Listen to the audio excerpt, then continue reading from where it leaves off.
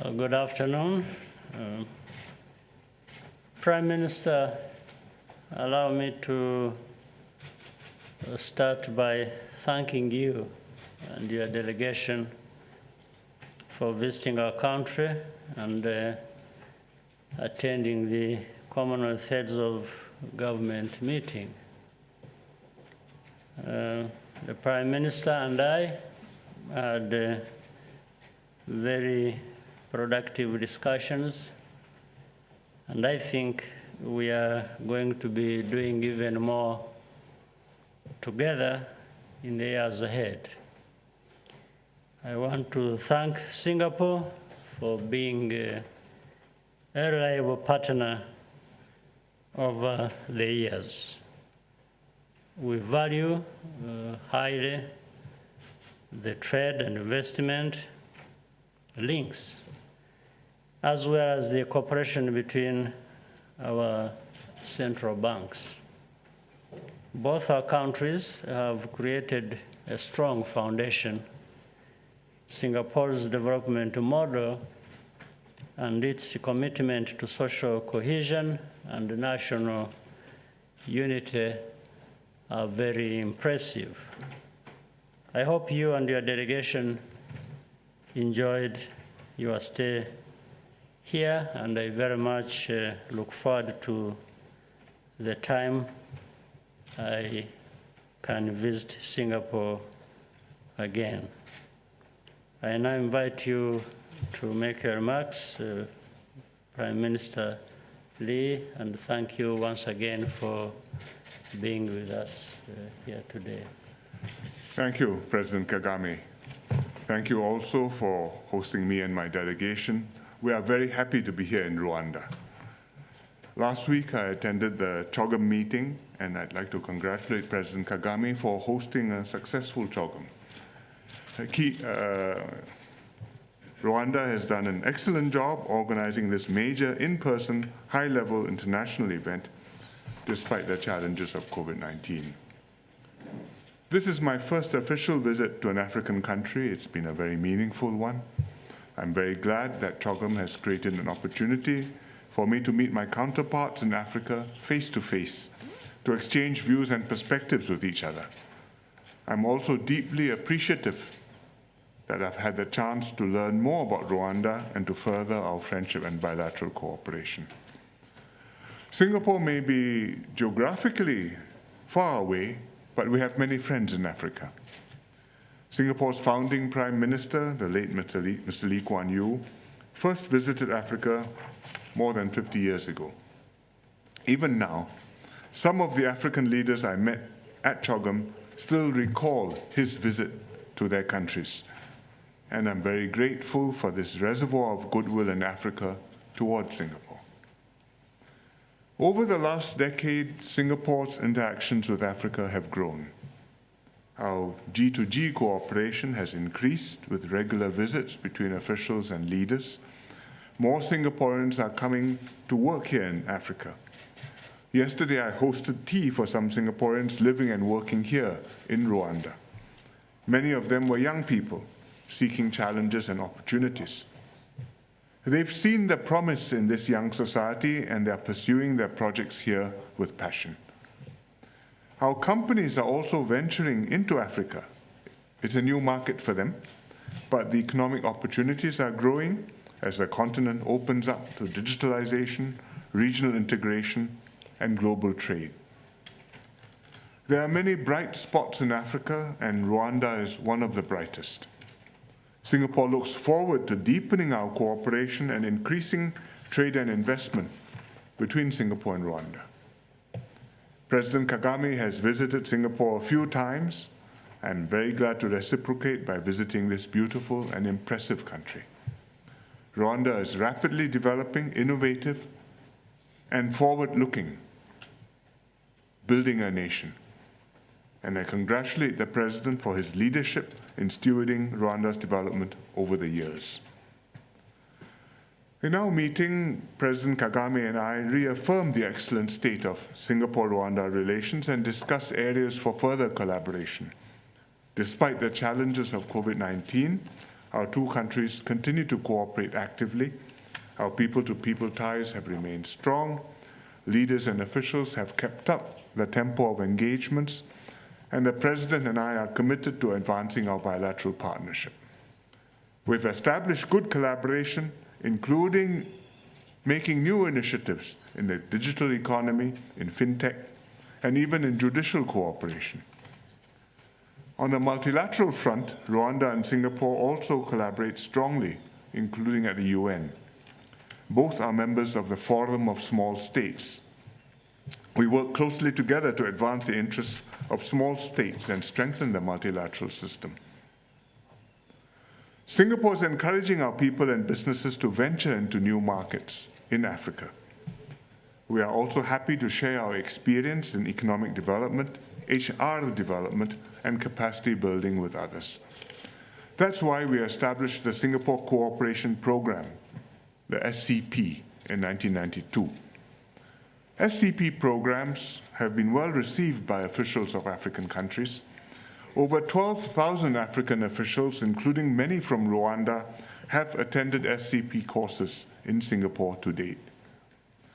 On this 30th anniversary of the SCP, I'm happy to announce a 3-year Singapore-Africa partnership package. We will customize courses in priority areas for Africa, and these will cover emerging issues such as climate change and sustainability, and digitalization, and smart cities. We will provide priority placement for African officials in our SCP courses, and we will also offer postgraduate scholarships for senior African officials in Singapore universities. I'm particularly glad to be able to announce the launch of this technical cooperation package in Rwanda. Rwandan officials have actively participated in SCP courses over the years, and we look forward to Rwanda's and other African countries' continued participation in the SCP. Although we are on different continents, our two countries have much in common.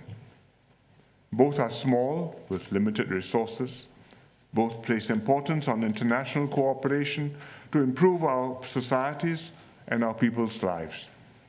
Both seek to work with other small countries to secure peace, progress, and prosperity for our peoples in a dangerous world. I therefore look forward to working closely with President Kagame to ensure that the relationship between our two countries continues to grow from strength to strength. And I'd also like to offer early congratulations to Rwanda for the 28th Liberation Day, which is on the 4th of July, and to thank President Kagame for his excellent hospitality to me and my delegation. Thank you very much. Thank you. Thank you very much, Prime Minister Long. And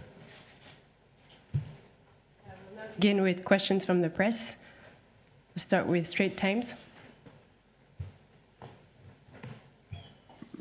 Good afternoon, I'm Haris from the Straits Times in Singapore. My question is for PM Lee. PM, you've spent quite a few days in Rwanda, and we see that you've been around visiting several places. Could you please share with us, what potential you see for Rwanda and Africa, and what kind of role Singapore could play to develop such potential? I have only visited Rwanda, and in Rwanda I have only visited Kigali. But from all that I have read about Rwanda and about Africa, it's a continent on the move. It's an enormous continent, it's a huge population, it's very diverse. The countries have a huge range of economic situations and political environments. And in that complexity, there are multiple bright spots, and Rwanda is one of them. I've spent these last few days in Rwanda. I've had a chance to go around. Yesterday I went down to the market to walk around. I went and visited a wetlands sanctuary for gray-crowned cranes. And I met Singaporeans who are living and working in Africa, and many of them in Kigali now for some years. So I have a feel of the place a little bit. It's tightly run, it's on the move, it's anxious to get ahead. It's had a traumatic past in the genocide.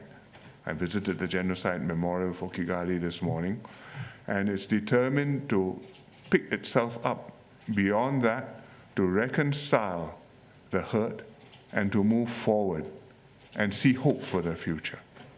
It's a country with a young population. The median age is 22. Our median age in Singapore is 40 plus. And no, we were also with a median age at about 22 some decades ago in our early years of nation building. And I get the sense of the same desire to make progress, to succeed, and to make a better future for the people. And when a population feels like that and is on the move and has a leadership and a government which is organizing it and setting the direction and making things happen, there are opportunities for themselves and for their partners. And we're very happy that they see in Singapore and in East Asia a potentially useful partner. We cooperate with them and we can do more. G2G, we have the Singapore Cooperation Program. I just talked about the Singapore-Africa Partnership Package, which we are launching. In the non-government sector, our companies are increasingly in Africa and East Africa. And as I described, our young people are here, chasing their dreams, going on a path which is up to now not the traditional path, but they are breaking a new way forward and making a mark for themselves. And I hope more will follow them. Thank you. The next question from RBA.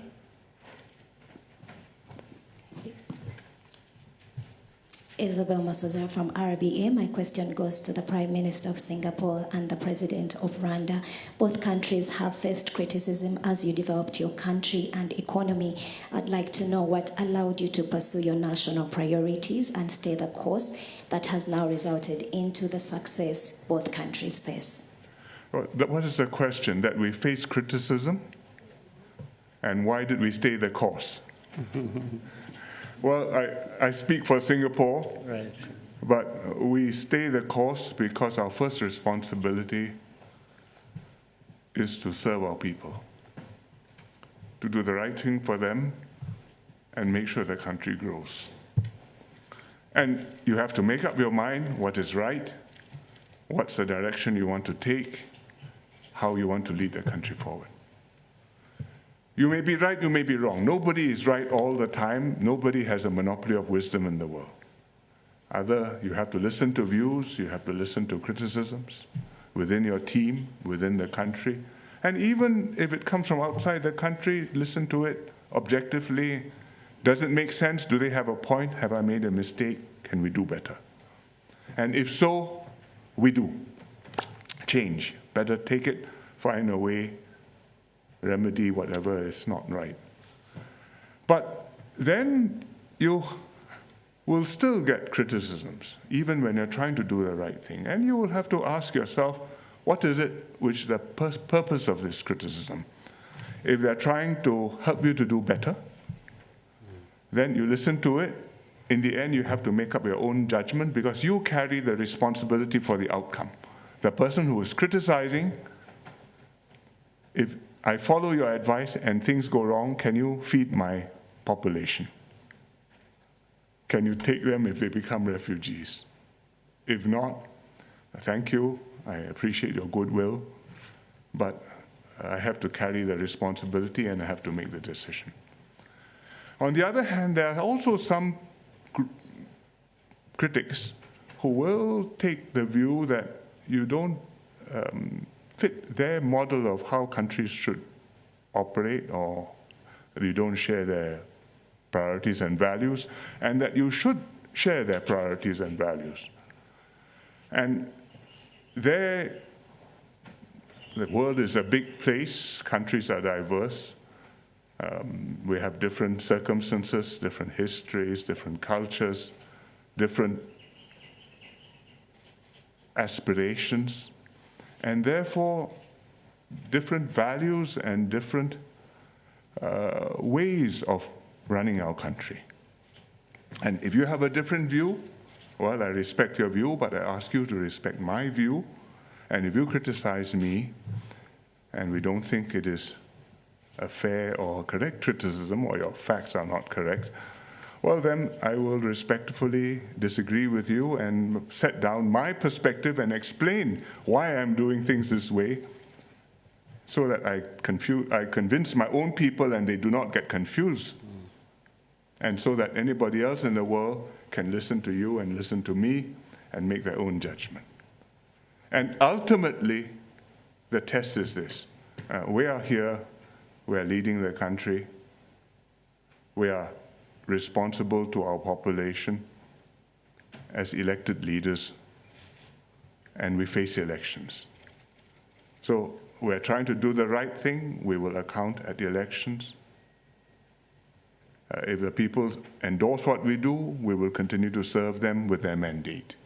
If we're not doing the right thing, well, another team will be in charge. And I think on that basis, you can accept criticism without being defensive, without being overly swayed by different views, and find the right path forward for Singapore. Well, Prime Minister Lee has really explained a lot and in a very deep and as well broad way. While he was speaking for Singapore, it ended up actually extending to Rwanda's case in a way, and so it will be a difficult thing to say more in addition to what he has just talked about. But let me, so first of all, thank Prime Minister Lee for that eloquent explanation. I would add a few things, but almost going in the same direction. Two things, the criticisms and how we stay the course moving forward, as the question is. In the area of criticism, again, so many things have been said about democracy, about freedoms, rights, and so on and so forth.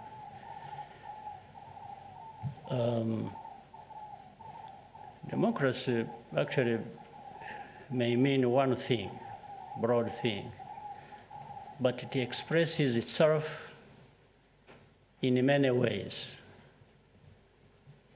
So sometimes people get confused when democracy is being expressed in one way or the other. It has not met the standard or the test or definition of some people, and therefore criticisms will be built on that, and one has to try and find out the sense the criticism makes. Then rights and freedoms, it's always going to be difficult to, and it is not that to everyone we have to keep explaining ourselves every time, because a criticism can go on for 20 years or 30 years, the same criticism, the same thing. They keep playing it over and over. And you look back and wonder, in 20 years, if it is criticism against Rwanda or against the leaders of Rwanda, is it really true that in 20 years, nothing has changed? Or 25 years, nothing has changed about the criticism that is constantly made. That's what really tells the story, that maybe some of the criticisms are not either accurate or genuine or fair. How can you, and yet, these criticisms come with lessons as well. It's like you've got to learn something from me. So, and I'm always going to be the one giving lessons. But even when you receive lessons, you expect that at some point somebody learning, being taught to do things, will graduate and actually reach a point where maybe these lessons have been useful. But if it is criticism that goes on for decades, and lessons parallel to that going on for the same number of years, and then nothing comes out of it, then people have to look back and re-examine whether this was really best in fact or in genuineness that the criticism otherwise should be serving. So we will be able to do things for our countries, as many other people who criticize belong to other countries or lead other countries, and at the end of the day, we have results or don't have them. And that should speak for itself, that there have been results. In 10 years, a country moved from one point to another, made progress. Building on this interaction that is always going to be there about people appreciating or criticizing what one is doing, at the end of the day, what we need is, has there been a difference made for the people? Because we also talk about people. We are talking about people. It's not just whether you like me or you don't like me, and it's whether what we are doing for and with our people, at the end of the day, a judgment can be made by the same people that a difference has been made. And sometimes you let people argue with the facts of those results. In the end, of course, I know also that some people have their own facts. They may change the facts as they are and have their own facts. But that's life we have to live and accept and still be able to move on. And therefore, staying the course comes from the fact that you understand what you have to do, and the country and the people have to understand what they want, what are their aspirations, where have they come from, where do they want to go. And the leaders must make sure that there is that connection between the people and policy and leadership, and there has to be a vision that has been laid out, that people are moving in a certain direction and what they want to achieve. And we keep measuring together whether that progress has been. And once you allow this to keep going and being the guide of what you want to do, I think criticisms are things you can live with, you can learn from.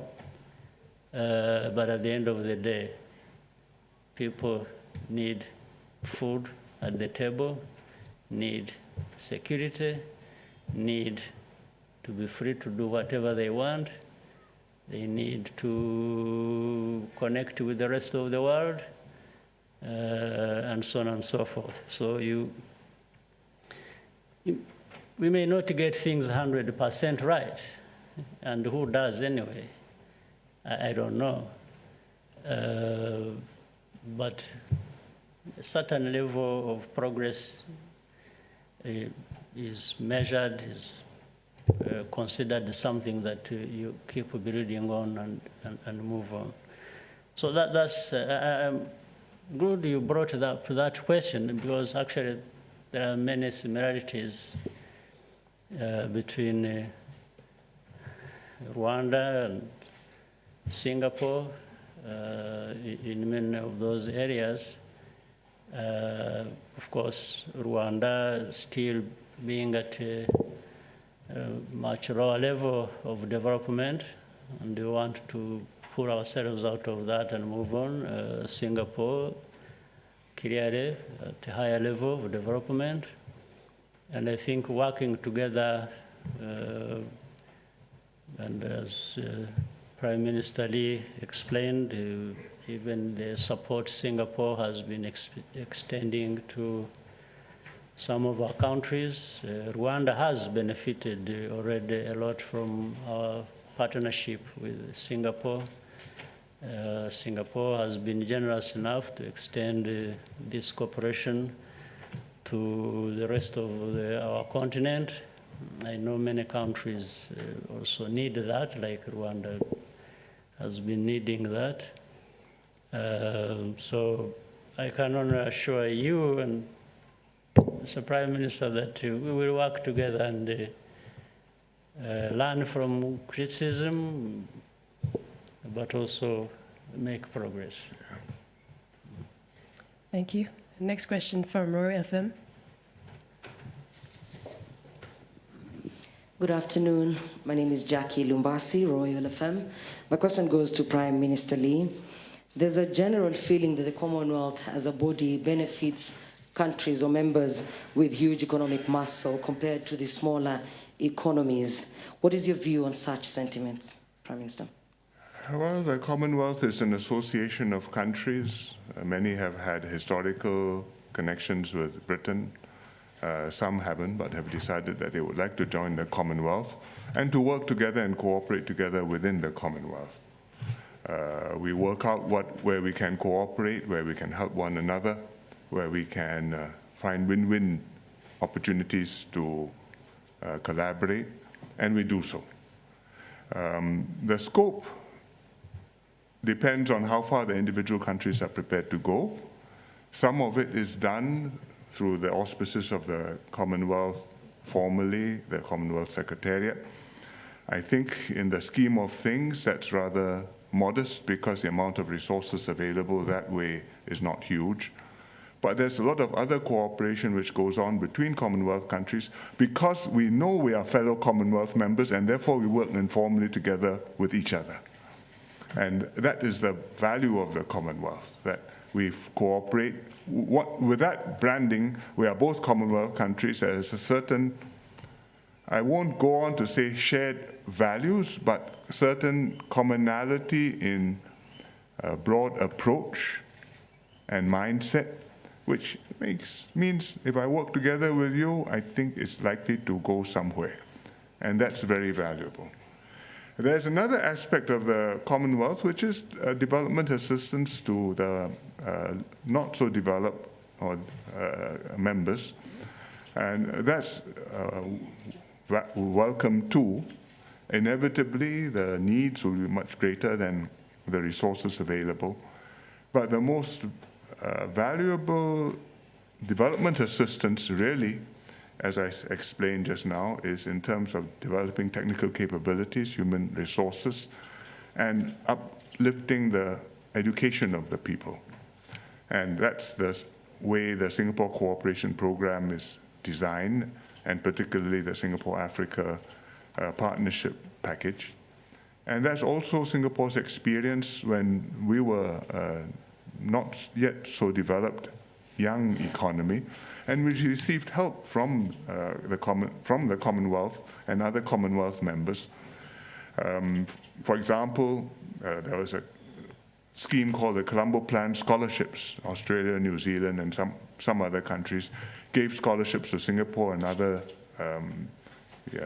then developed, not so developed members to go and study at their universities. And then they came back and they made, in Singapore's case, very considerable contributions in our government, in our administration. Many ministers were former Colombo Plan scholars. And some of them, of course, went out into the private sector and they made a broad contribution to our economy. I myself, when I went overseas, I went on a government scholarship, but I also got a Commonwealth scholarship. which I am always grateful for, and it leaves you a warm feeling for a long time. And we also got technical assistance, which help us to master how to upgrade ourselves, develop, and improve productivity and the lives of our people. So I think if we look at it that way, then the Commonwealth doesn't do everything we would hope for, but on balance, it's good that we are in the Commonwealth, and that's why we still stay there. And that's why countries like Rwanda joined 2015, I think, not so long ago. And even at this meeting, we had new members joining, Togo and Gabon. So they must see value in it. Thank you. I'll take the last question from Channel News Asia.